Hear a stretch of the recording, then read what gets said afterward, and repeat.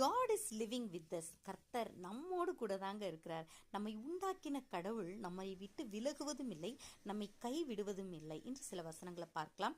கர்த்தர் சொல்றாரு, நான் மோசேயோடு இருந்தது போல நான் உன்னோடும் இருக்கிறேன் என்பதை இஸ்ரவேலர் எல்லாரும் அறியும்படிக்கு இன்று அவர்கள் கண்களுக்கு முன்பாக உன்னை மேன்மைப்படுத்துவேன். நீ பயப்படாதே, நான் உன்னுடனே இருக்கிறேன். திகையாதே, நான் உன் தேவன். நான் உன்னை பலப்படுத்தி உனக்கு சகாயம் பண்ணுவேன். என் நீதியின் வலது கரத்தினால் உன்னை தாங்குவேன். பலம் கொண்டு திடமனதை இரு, திகையாதே, கலங்காதே. நீ போகும் இடமெல்லாம் உன் தேவனாகிய கர்த்தர் உன்னோடே இருக்கிறார். பாருங்களேன், நம்ம கூடவே இருக்கிற கர்த்தர்.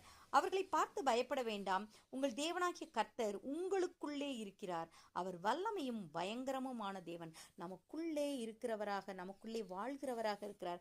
அது மாத்திரமில்லை, அவர் சொல்றாரு, நீ பயப்படாமல் பேசு, மௌனமாய் இராதே. நான் உன்னுடனே கூட இருக்கிறேன். உனக்கு தீங்கு செய்யும்படி ஒருவனும் உன்மேல் கை போடுவதில்லை. நமக்கு தீங்கு செய்ய ஒருவரால் முடியாது. கர்த்தர் நம்மை பாதுகாக்கிறார். கர்த்தர் தாமே உனக்கு முன்பாக போகிறவர். அவர் உன்னோடே இருப்பார்.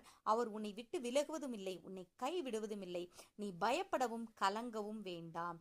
ஆமென். நமக்கு முன்பாக போகிறவராக, நமக்கு முன்னாடி போய் வருகிற பிரச்சனைகள் எல்லாம் நீக்குகிறவராக கர்த்தர் இருக்கிறார்.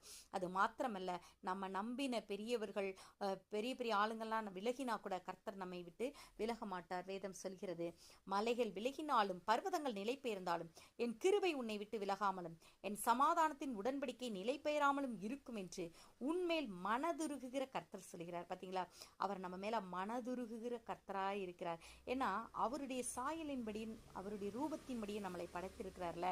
அதனால அவர் நம்ம மேல ரொம்ப நேசமா இருக்கிறார். நமக்காக ரத்தத்தையே சிந்தின தேவன் நம்ம மேல் மனதுருகுகிறவராக இருக்கிறார். யார் கைவிட்டாலும் கைவிடாத தேவனாய் இருக்கிறார். அது மாத்திரமில்ல, சங்கீதம் 46:11 தாவீது சொல்கிறார், சேனைகளின் கர்த்தர் நம்மோடு இருக்கிறார். யாக்கோபின் தேவன் நமக்கு உயர்ந்த அடைக்கலமானவர். அவர் நம்ம கூட இருக்கிறாருங்க. அவர் நமக்கு அடைக்கலமாக இருக்கிறார். அதனால எதை குறித்து நம்ம கலங்க தேவையில்லை. இன்னும் மத்திய 28:20 சொல்லப்பட்டிருக்கிறது.